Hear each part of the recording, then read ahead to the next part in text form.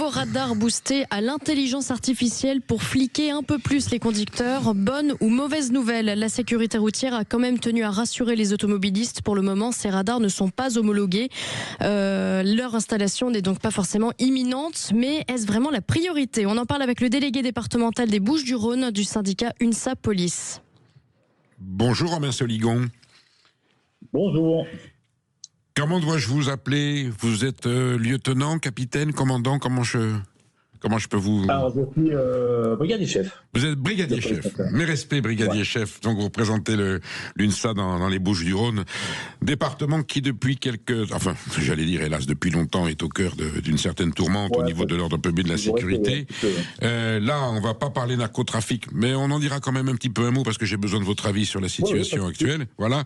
Et on a ce radar très intelligent, donc l'intelligence artificielle. On pensait pas que ça allait s'étendre jusqu'à la sécurité routière. En deux mots, il va être vraiment révolutionnaire, c'est-à-dire qu'il va vraiment détecter, voir et pouvoir sanctionner des choses que jusqu'à présent les radars n'ont pas pu faire. Et deuxième question, est-ce que ça va dans le bon sens de la sécurité routière ou à un moment donné, il y a une petite limite, là c'est aux policiers que je m'adresse, mais en même temps forcément à l'homme de droit, ça va aller peut-être un petit peu plus loin que ce que la marge de liberté devrait garantir aux citoyens.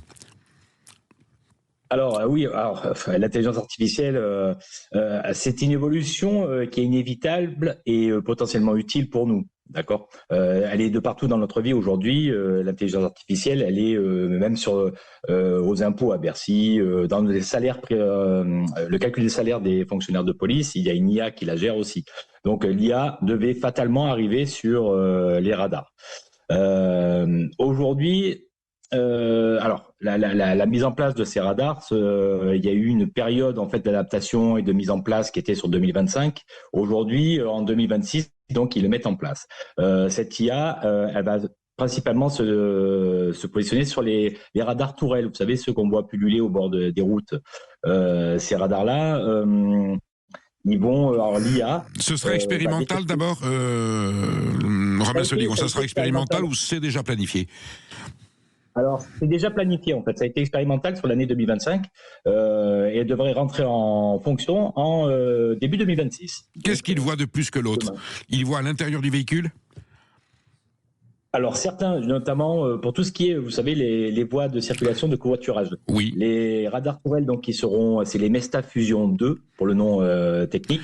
Ils seront équipés de l'IA et il y aura une détection infrarouge qui détectera les personnes à bord du véhicule, c'est-à-dire femmes, enfants, animal, ainsi de suite. Et notamment, on pourra verbaliser si la personne est toute seule dans le véhicule. À quoi ressemble un radar tourelle? Moi, je sais ce que c'est, mais faites-nous la description.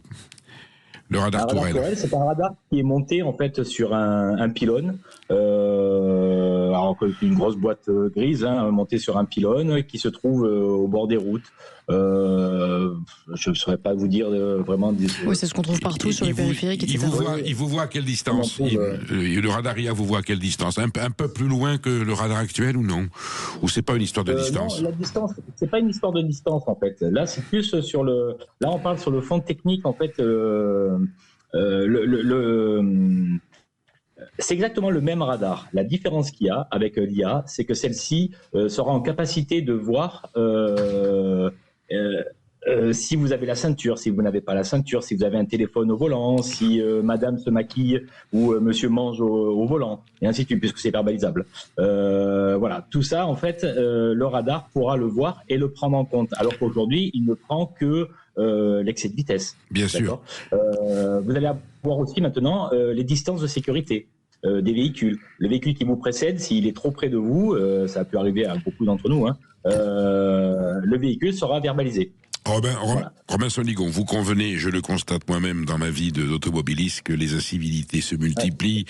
Autrefois, c'était de la part de gens dont on considérait qu'ils étaient imprudents, jeunes. Aujourd'hui, je le vois de la part, par exemple, de mères de famille en retard le matin, en déposant leur enfant à la crèche sur une route départementale qui est à 80 ou 70. On passe à 90 ou 100 parce qu'on est à la bourre avec le gamin derrière, quelquefois pas attaché. C'est hallucinant. Qu'est-ce qu'on peut faire contre ça? Est-ce qu'on pourrait multiplier les formes de contrôle, y compris sur des itinéraires secondaires, pour que les gens sachent qu'ils sont surveillés en permanence? Parce que finalement, la bonne conscience et le civisme, c'est fini. Vous savez, là, l'introduction de l'IA dans les radars, c'est principalement pour lutter sur l'insécurité et la délinquance routière, effectivement, de raison. Et nous, on le voit arriver quand même d'un bon œil, parce que ça va traiter en fait les infractions dites de masse, entre guillemets, c'est-à-dire les infractions téléphone au volant, ceinture. Ça, c'est bien.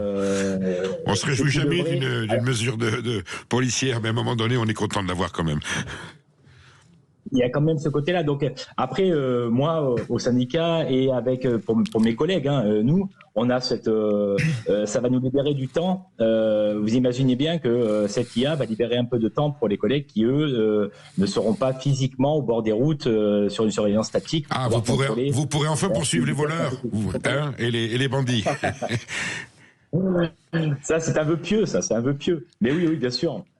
Mais au-delà de ça, effectivement, aujourd'hui, on le voit arriver d'un bon œil, mais on garde quand même une petite réserve. La réserve, elle est sur... vous savez, il y a souvent un décalage entre ce que la technologie peut faire et la réalité administrative. C'est-à-dire qu'en fait, le nombre de procès-verbaux vont augmenter. Vous imaginez bien que ça va augmenter. Il y aura la paperasse.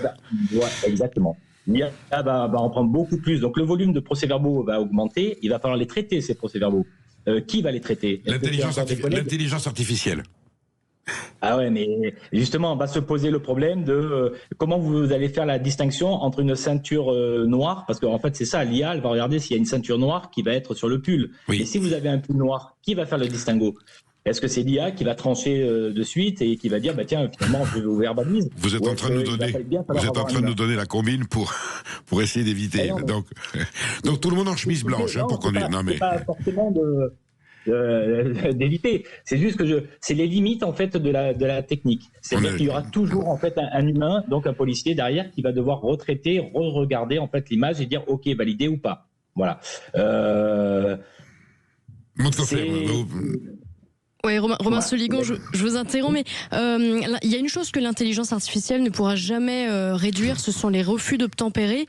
Et j'en parle parce que récemment, en fait, certains préfets, depuis des années, demandent à leur police de moins intervenir, de lever le pied, comme on dit, sur ce genre d'intervention, sur les courses-poursuites, par exemple. Qu'est-ce que vous en pensez, vous? Qu'est-ce que vous en pensez à l'UNSA Police?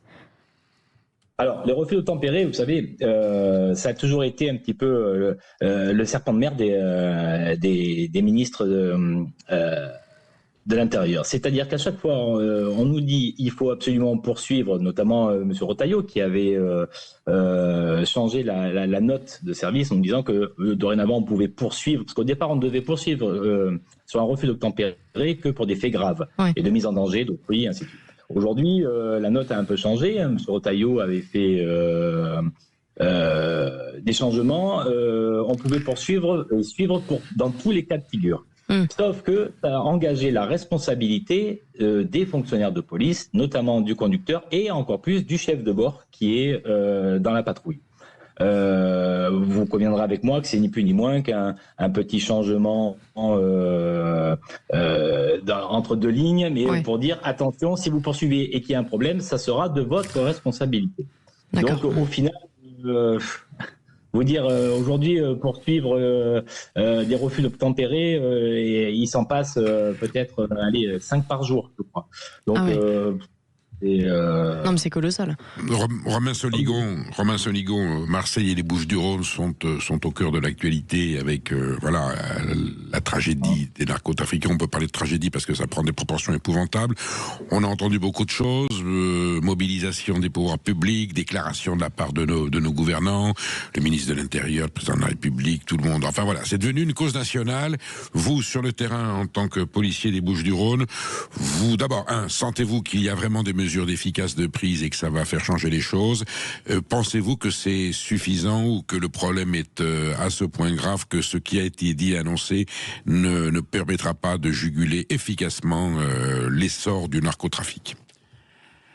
Nous en avons parlé la dernière fois dans la dernière émission et je reviens dessus. Vous savez, on nous dit nous sommes en guerre. Effectivement, oui, c'est une guerre. Effectivement. C'est une guerre parce qu'aujourd'hui, on se retrouve contre des narco-entreprises, en fait, qui sont, c'est colossal, avec des fonds colossaux. Qui dit guerre dit arme. Qui dit guerre dit arme, on est d'accord. Qui dit guerre dit arme, tout à fait. Et aujourd'hui, La semaine dernière, nos collègues de la brigade des stupéfiants ont encore fait des saisies avec des kalachnikovs, avec des stupéfiants, ça devient monnaie courante, c'est permanent, voilà, c'est permanent. On nous parle de guerre, pas de problème, mais derrière, il faut nous donner des moyens, en fait, les moyens pour lutter. Alors on nous dit oui, il va y avoir, mais non, il nous faut des moyens et aussi bien en effectif, mais juridiques, administratifs, politiques et matériels, évidemment.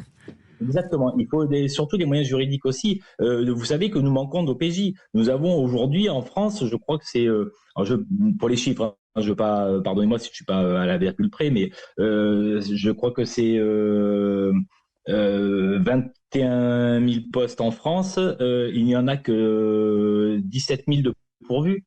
Nous manquons d'OPJ. Il n'y a pas d'officier de police judiciaire.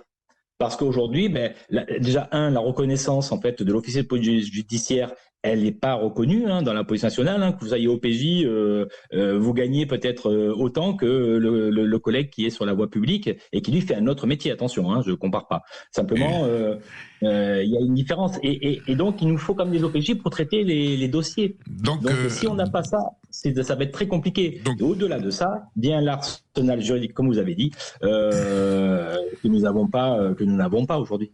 On l'a pas. Donc, il en est en sécurité et en politique policière comme en amour. L'amour, c'est bien, on attend des preuves d'amour. Et là, on attend des actes plus précis de la part du pouvoir politique que vous ayez à votre disposition. Parce que c'est vous qui êtes en première ligne, c'est vous les soldats de la République face à ces ennemis dangereux. Et vous avez le droit d'avoir les armes dont vous avez besoin pour être efficace. Romain Soligon, on se dit à très bientôt parce que je pense qu'on aura l'occasion de se parler. Merci d'avoir été chez nous aujourd'hui.